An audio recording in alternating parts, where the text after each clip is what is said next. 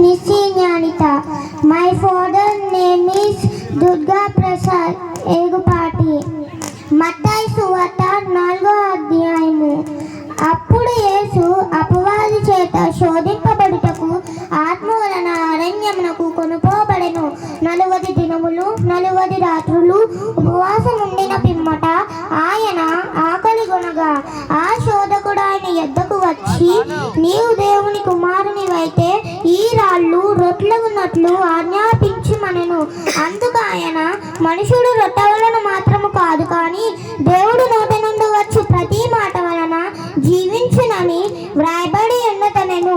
అంతటా అపవాది పరిశుద్ధ పట్టణమునకు ఆయనను తీసుకుని పోయి దేవాలయ శిఖరమున ఆయనను నిలవబెట్టి, నీవు దేవుని కుమారునివైతే క్రిందికి దుంకుము, ఆయన నిన్ను గూర్చి తన దూతలకు ఆజ్ఞాపించును, నీ పాదం ఎప్పుడైనను రాతికి తగలకుండా వారు నిన్ను చేతులతో ఎత్తుకుందురని వ్రాయబడి ఉన్నదని ఆయనతో చెప్పెను.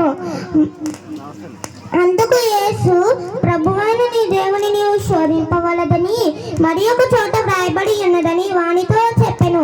మరలా అపవాది మిగులు ఎత్తైన కొండ మీదికి ఆయనను తోడుకొని పోయి ఈ లోక రాజ్యములన్నిటినీ వాటి మహిమను ఆయనకు చూపి, నీవు సాగిలపడి నాకు నమస్కారము చేసిన ఎడల వీటన్నిటినీ నీకిచ్చెదనని ఆయనతో చెప్పగా, యేసు వానితో, సాతానా పొమ్ము, ప్రభువైన నీ దేవుని మొక్కి ఆయనను మాత్రమే సేవింపవలదని వ్రాయబడి ఉన్నదెను. అంతటా అపవాది ఆయనను విడిచిపోగా, ఇదిగో దేవదూతలు వచ్చి ఆయనకు పరిచర్య చేసిరి. యోహాను చెరపట్టబడిన యేసు విని గలిలయకు తిరిగి వెళ్ళి నజరేతుని విడిచి జబూలును నఫ్తాలియను దేశముల ప్రాంతములలో సముద్ర తీరమందలి కపెర్నహూముకు వచ్చి కాపురముండెను. జబూలును దేశమును నఫ్తాలి దేశమును యొర్దానుకు ఆవలనున్న సముద్ర తీరమున అన్యజనులు నివసించు గలిలయయు చీకటిలో కూర్చుండి ఉన్న ప్రజలు గొప్ప వెలుగును చూచిరి. మరణ ప్రదేశములోను మరణ ఛాయలోను కూర్చుని ఉన్న వారికి వెలుగు ఉదయించెను అని ప్రవక్త అయిన యెషయా ద్వారా పలుకుబడినది నెరవేరునట్లు ఇలాగు జరిగెను.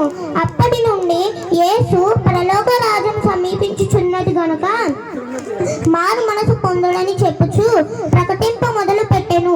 యేసు గలిలయ సముద్ర తీరమున నడుచుచుండగా పేతురనమనని సీమోను అతని సహోదరుడైన ఆంద్రెయ అను 2 సహోదరులు సముద్రములో వల వేయుట చూచెను.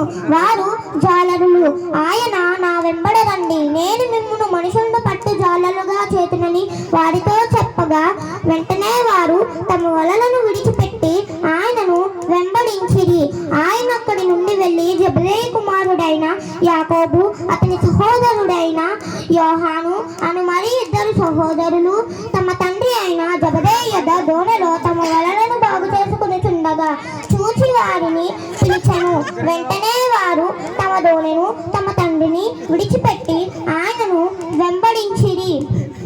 యేసు వారి సమాజ మందిరములలో బోధించుచు దేవుని రాజ్యమును గూర్చిన సువార్తను ప్రకటించుచు ప్రజలలో ప్రతి వ్యాధిని రోగమును స్వస్థపరచుచు గలిలయయంతటా సంచరించెను. ఆయన కీర్తి సిరియా దేశమంతటా వ్యాపించెను.